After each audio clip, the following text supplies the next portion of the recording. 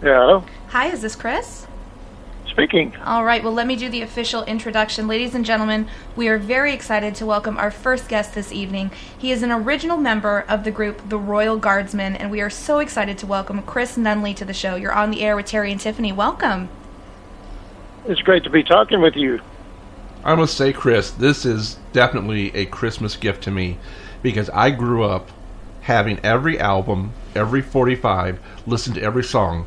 You guys made my childhood easy.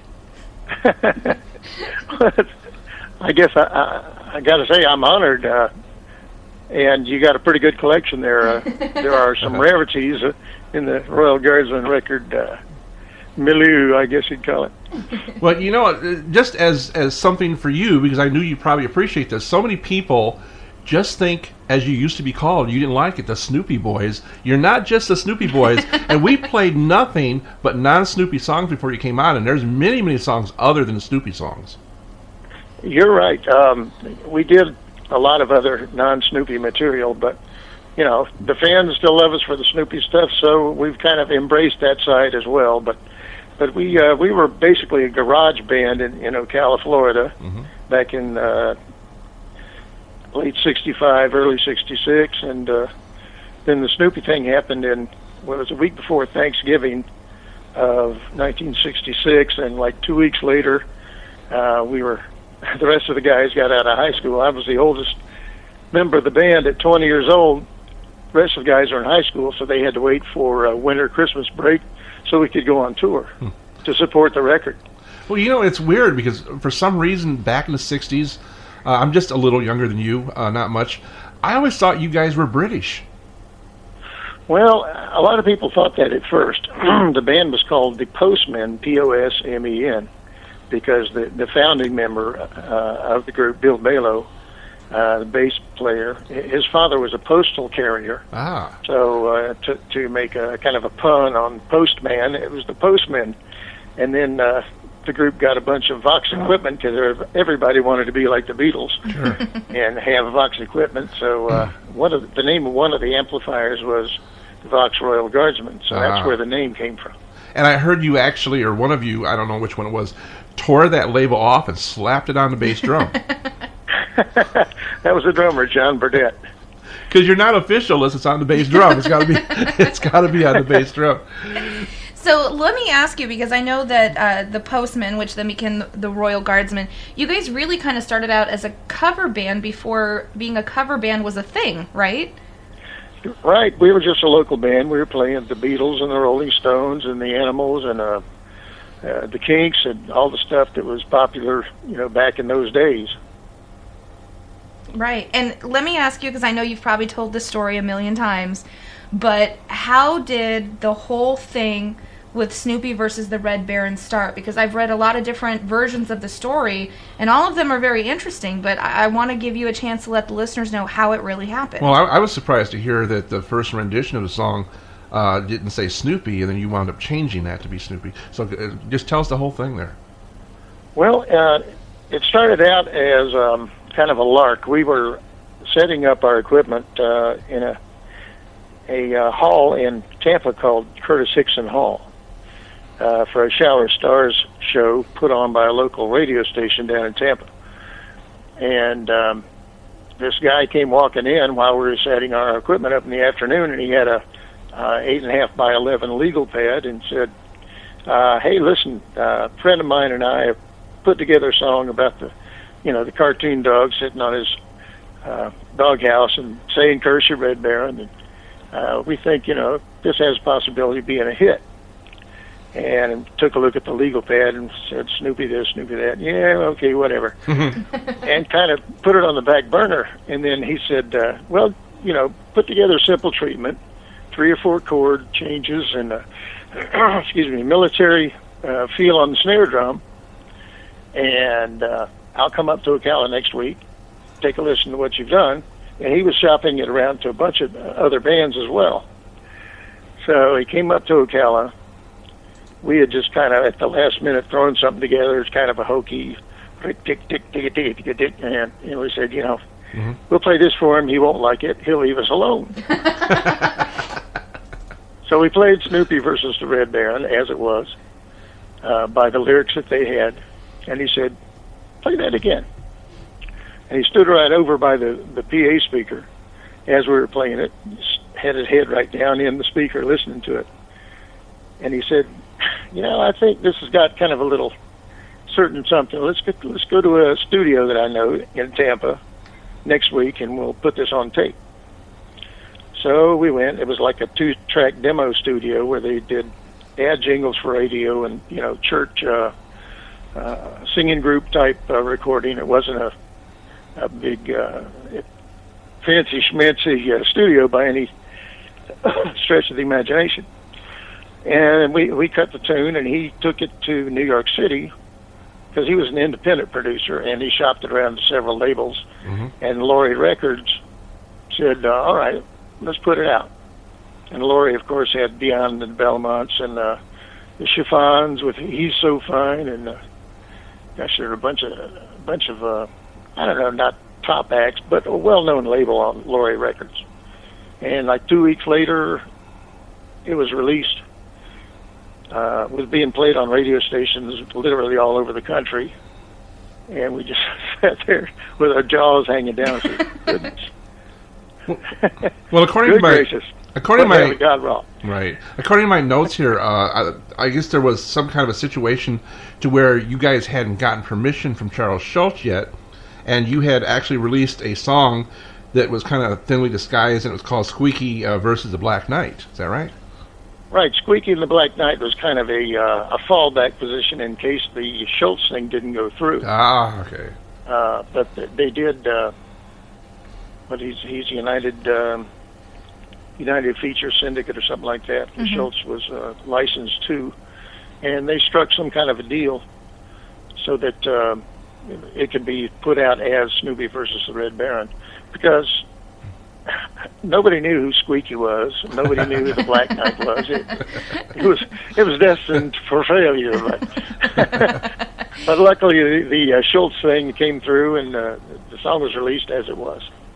Now, I understand from our correspondence back and forth, and I actually, Chris, I have to admit, after I kind of gushed to you an email, I felt really dumb afterwards because I got so excited that you told me this. But you're the one that does the German vocals in the beginning of the song, right? Yes. At the time, I was going to the University of Florida, and you had to take a language course. So for some reason, I chose German. And when we got the basic song on tape, Phil Gernhardt, who later went on to produce a bunch of famous people as well as us, I guess. His first record was "Stay" by Maurice Williams and the Zodiacs. Mm-hmm. And it was kind of it was just a crazy thing. Phil says, we need something to open the song up with, something to catch your ear. And I said, well, how about, if we say something in German, because it's about Snoopy and the Red Baron, who is, of course, a German air ace. So then I wrote that little introduction and just rattled it off, and he says, say it faster. Say it higher, in more manic voice. We took several takes, and then, it wound up with what you hear on the record after all these years. Now, I don't want to put you on the spot, but I know you guys still perform, and I can imagine you still do that on stage. Is there any way you could do, like, a little bit of that? Sure. You want me to translate it? Yeah, and we got to know. We have got to know what it means, because... Yeah, many people don't speak German, in this country anyway. But the gist of it is, attention, We will now sing together the song about the pig-headed dog and the beloved Red Baron, because the speaker is German. He loves Red Baron. Doesn't care for the German. Doesn't care for Snoopy. So it's Achtung! Jetzt wir singen zusammen die Geschichte über den Schweinkopf und den Hund und den lieben Red Baron. Whoa! Yes! Oh God, you just brought back my childhood, man. That's awesome. Oh man. Now, let me ask you, Chris. I mean, after the success of Snoopy versus the Red Baron, where did it go from there? Because I would imagine, since you guys were real rock and rollers, you like the animals and the Kinks and the Birds and things like that. Did you guys want to keep doing the Snoopy songs? Not really. It was. We were pigeonholed as a novelty band, and that wasn't us at all.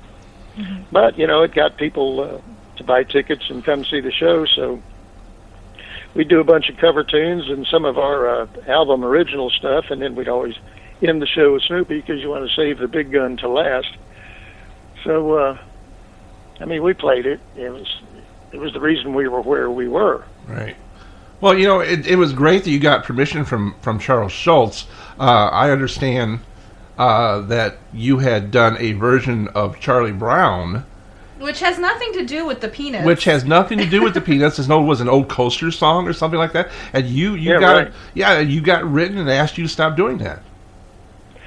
I don't remember exactly what the timeline was on that, but we did cut a version of Charlie Brown. Like you said, it was basically a Coaster's copy. Right. And they decided to leave it off the album. Oh. Because, it says, who's always smoking in the hall, throwing spitballs, and they didn't want to pull Charlie Brown's image down, so. Well, speaking along... Now, if they had done a song about that bitch Lucy, that would have been different.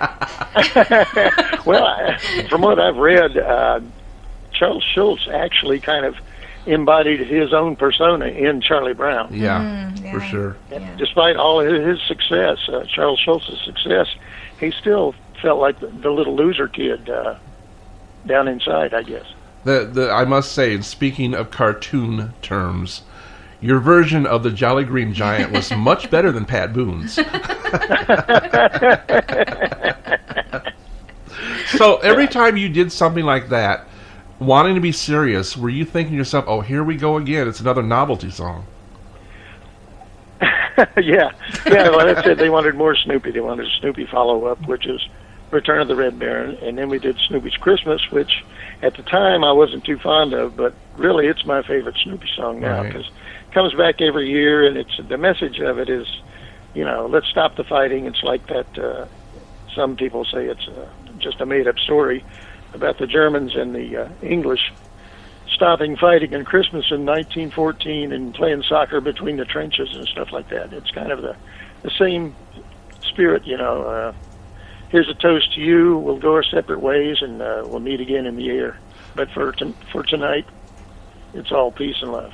Well, the album itself, the Christmas album, and Tiffany, the other host here, who's my daughter, told me, this album I'm speaking of course, was not only you guys' songs, but they had a whole story in there with narration and sound effects. I guess you guys didn't know they were doing that. No, we didn't. We really didn't. That there was music on one side, and the other one's basically, as you said, just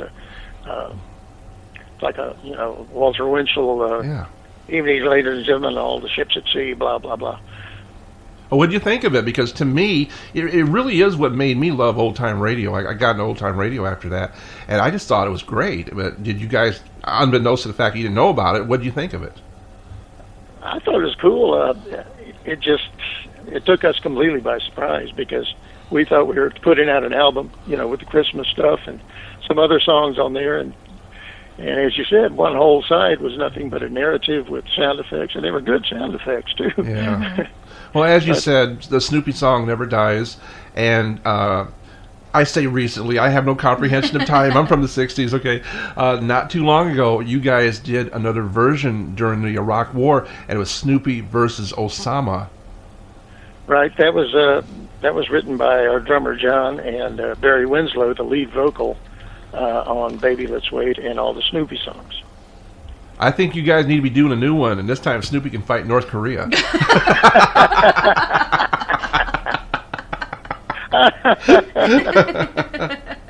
Well, do we have to shoot a movie first? Well, let me ask you, I mean, knowing that you, and for the most part, the guys that you were touring with in the Royal Guardsmen, you guys were all high school buddies. What was it like being fairly young and dealing with the success and knowing that you guys performed and toured with people like Jefferson Airplane, Sam the Sham, Tommy James and the Shondells? I mean, what was that like? It was pretty good. It was really cool. It was surreal at times. We did a 1967 summer bus tour called the Shower of Stars, and that was Sam the Sham, Tommy James, and Keith and the Wild Kingdom that did Hey, 98.6, it's good to see Oh, yeah. you. Mm-hmm. And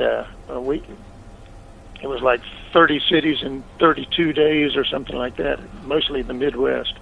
But it was it verged on the surreal. Well, Excuse me, got a little laryngitis. yeah, me too. It's that time of year. I don't know how it was for you guys being, fairly clean-cut, nice kids from Ocala, Florida, but we had Tommy James on the show, and he said that it wasn't all sex, drugs, and rock and roll back then. I mean, you toured with Tommy and all that. I mean, did you guys see a lot of carrying on and partying? Are you asking for the dirt? I want the dirt.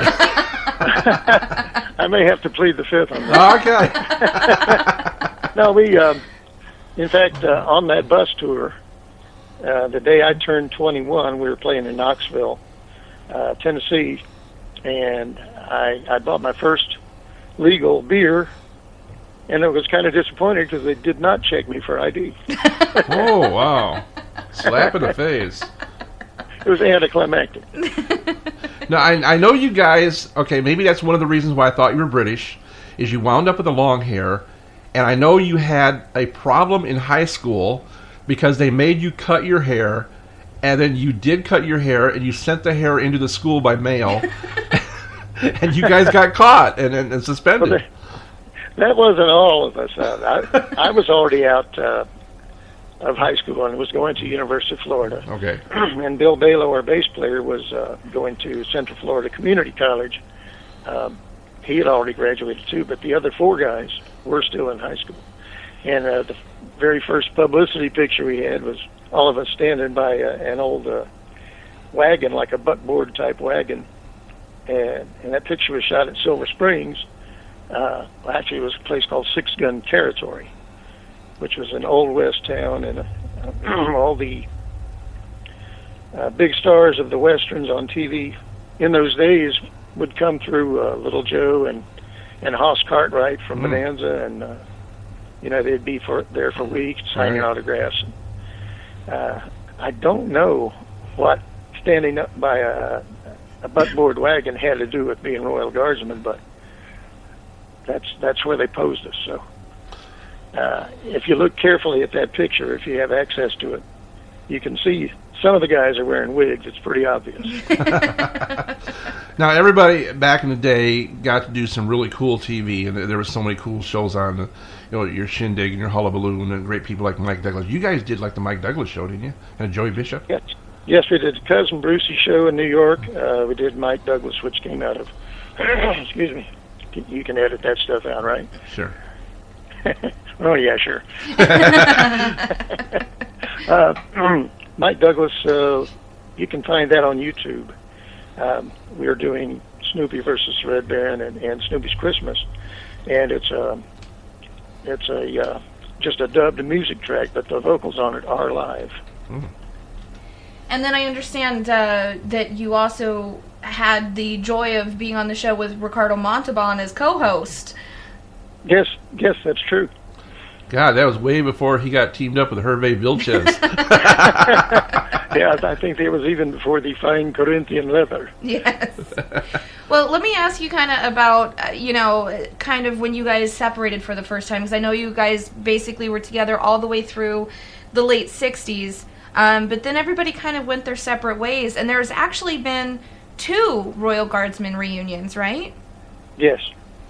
Yes, we split the group up in 1969 because after 4 Snoopy songs, the record company, Laurie, was pushing for more Snoopy. And the public was pretty tired of it. I mean, you can only put so much lipstick on a particular pig. And we wanted to do, some of our original material. We had ideas, wrote some songs, and we did record them. But Laurie didn't really promote them. Yeah, I mean, you had great songs like Baby Let's Wait and I Need You and... Right. All that. Perfect. Baby Let's Wait actually was the first record we ever released, and it did not do so well. But after the first Snoopy song came out, they re-released it. And I think in 1967 it got to number 38 or something like that. So technically it was a top 40 hit. Well, it must have been fairly recent because I don't think Red Bull's been around that long, but you had the airplane song as kind of like a jingle to the Red Bull ad. Yeah, they used it for a couple of years on that Flugtag promotion that they do in the spring, where everybody builds some kind of contraption out of cardboard and sticks and tries to make it fly, and of course it doesn't. Yeah, they that run just off the end of a pier and they all go straight down. Sploosh. But the first reunion of the Royal Guardsmen came about during kind of the age of disco, right? Right. We had what we fondly refer to as the Disco Guardsmen. We got back together and somebody's shooting off fireworks outside. Really? That's Florida for you. It's a week early. It's not even New Year's Eve yet. Wow. I guess they're getting ready. But we got back together in '76, and we toured for 3 more years till '79. And then our original lead guitarist, Tom Richards, discovered that he had a brain tumor. And, back then, they didn't have the technology that they do these days. And ironically, he probably could have been treated and put into remission with the technology that we have today. But back then, it was inoperable. Right. And he passed away in September of '79. Oh. So then we broke up again. Right. And then we got back together in about 10 years ago, 2004, for actually it was the high school that most of us attended. It was called Lake Weir High School here in the Ocala area. And Lake Weir was having a reunion for all the people who had ever played in the high school band. So we were all, for some reason, we were all in the area, even though Barry and John were, John lives in Michigan, Barry lives in Missouri, but we were all in the vicinity, and we said, hey, why don't we, get back together, put together 8 or 10 numbers. So we played 8 or 10 songs, and fantastic. Well, what about the Royal Guardsmen today? Because there's been a few band member changes, and of course you had the death of one of the original members. Who are the Royal Guardsmen today, other than yourself? Today we have myself, Billy Taylor, the keyboard player who was there from the very start of our recording career. Bill Balo was an original founding member. We got a guy on drums called Kevin James, but not the Kevin James that's on the King of Queens. Different guy. And let's see. Guitars, Pat Waddell, and we've known him since the days of the Guardsmen, but he was always in other bands, but he's been with us for, at least 10 years. Now, I know that you guys being from southern Florida down there, that you play a lot at a place that we used to go to all the time, which was Little Darlings, when we lived out in Florida. And what is it like when you're playing shows nowadays? I mean, I would imagine that your audience is not only comprised of original Royal Guardsmen fans, but I would assume their kids and their kids' kids. And what is the mix like when people come to see you guys perform? Well, you're right. It's a very what would you say, a spread out age group, I guess. It's people our age and their kids and their grandchildren. Because the funny thing about the song is everybody knows who Snoopy is, and, Yes. and even little kids. You can see their mouths moving right along with the song when we're performing. Well, you guys have been around a long time. I don't want to make you sound like you're old, because I'm old too, and I grew up listening to you. But Well, you had to throw down the age card there. there was an incident that was kind of sad, but you guys really did the right thing. You guys were putting out the song "Snoopy's Christmas," and in there mentions the candidates for president. Snoopy for president. Snoopy for president, excuse me. Yeah. I got Christmas out of mind. We just had Christmas. You mentioned Senator Kennedy as running for president, and then he was killed. Right. The original release of Snoopy for president started out with just kind of a cadence going in the background, and an announcer's voice running down a list of the candidates for president in 1968, and one of them was Robert Kennedy. Yeah. And then shortly after that, he was assassinated, so they had to pull all the copies back off the market and recut the introduction of it. Wow. Well, before we wrap this up, I did want to get a chance to ask you. I had read that there's two things that Royal Guardsmen fans should be checking out and looking forward to. One, I understand that there's being a book being written about your guys' journey. And then also, I understand you guys recently starred in a documentary about your journey in the music business called, wait for it, Beagle Mania. Oh, I gotta see that. The true story behind Snoopy, the Red Baron, and the Royal Guardsmen. Now, can you give us an update on either of those? The video is still in production, not quite finished. The book, I'm not real sure. Do you have any? Excuse me. Do you have any information on the author? I'm not sure who. Let me see here. I know I had read that there was a book being written, but I'm not... oh, wait. This was from John in your band, The True Shaggy Dog Stories by the Royal Guardsmen. Well, I tell you, you got one up on me because I was not aware of the fact that John was writing a book. I don't know if it was finished, but it says that he's working on a book called True Shaggy Dog Stories by the Royal Guardsmen, and it's going to be a collection of stories about things that happened to you guys on the road. Wow, great. Well, more power to him. I'd like to read. I totally recommend you get a hold of him, because there may be some things that you don't want in the book that There may be a few things that we want to talk about on the side. You know, I really, we got a wonderful theme park here. It's called Knott's Berry Farm, and the whole theme is Snoopy and Charlie Brown. All the characters are there. They really should have you guys come and perform at Christmas time. That's fascinating. Yeah, I went to Knott's Berry Farm when I was a kid. Yeah. We, my family took a vacation out. It was summer of, I'm guessing 57 or 58, maybe. Mm-hmm. And I was fascinated by the fact that he had these little cars you could drive around. Yeah. Well, even though you didn't have to have a license. I think I know the answer, but you know the kind of music we have today, and I miss the '60s music. And big bubblegum fan, loved the Archies and the Monkees and Tommy James and the Royal Guardsmen and Turtles and everything. What do you think about the music today? I mean, you know, it's all like it's either American Idol or it's gangster rap. Yeah, so there are some acts that are still what you could call music.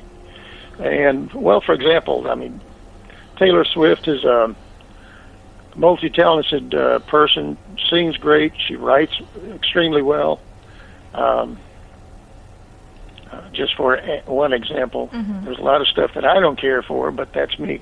Right. You know, when somebody's doing what they call a rap, and it's just a beat, and somebody's talking, and there's a boo, boo, boo. To me, it's not music. Right. Well, when you guys, music needs to have a melody line and it does some harmony, chord structure. But you know, I guess I'm what they call old school. Well, you know, what's missing from music is what you guys did, and that's what I miss. And you guys told stories in your songs. You told stories. And Right. You don't have that now. When you guys, I wanted to find out before I let you go, when you guys first got together, of course, it was Beatlemania and all this influencing everybody.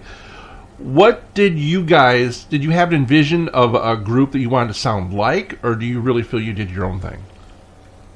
Yeah, we just pretty well wanted to do our own thing. I mean, the funny thing is, Bill Balo, our bass player, went to see A Hard Day's Night, the first Beatles movie. And when he came out of there, it was just, like a veil had been lifted off his head, and he said, "This is what I want to do." Wow. Wow. Well, this has been fun for me, and I so appreciate you doing the Red Baron for us. And you want to know something? It was really weird when I heard the firecrackers go off in the background, because I thought the Red Baron was coming back for revenge. I really did. It's kind of appropriate, the anti-aircraft fire. I wish you a Merry Christmas, and you and all your friends that you play with now. I want you to tell them all that you gave us not only great pop songs, not only great non-Christmas Snoopy songs, but the greatest Christmas song of all time, Snoopy's Christmas. I mean, that Feliz Navidad, okay, that's my two favorite songs, and you guys are historical. I mean, you guys are legends. Well, thanks, Terry. It's my pleasure to do the interview, and I'm glad people still remember our songs and think about the Royal Guardsmen from time to time. And Tiffany and Terry, both of you, Merry Christmas, and may we all have a happy and prosperous New Year. Absolutely. And we encourage our listeners to make sure to visit the Royal Guardsmen online. Head over to theroyalguardsmen.net. And Chris, thank you so much for being on the show tonight. Merry Christmas and a Happy New Year to you and your family and all of your bandmates. Thank you. I'll spread the word. All right. Have a great weekend. All right. All right. Bye.